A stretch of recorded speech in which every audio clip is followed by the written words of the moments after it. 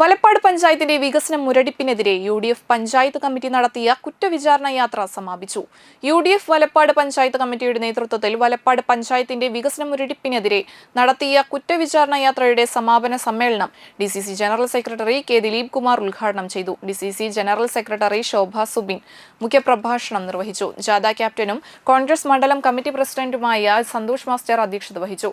ജാഥ vice captain N K. Ali, E R. Ranjan, C R. Arumukhan, Babu Kunnungal, Sumesh Panattil, Praveen Raveendran, M A. Iqbal, M A. Saleem, Ismail Araykkal, Ajmal Sharif, Vaisakh Venugopal, Anil Karuvathi, Anitha Trideep, Ramesh Pallath എന്നിവർ സംസാരിച്ചു.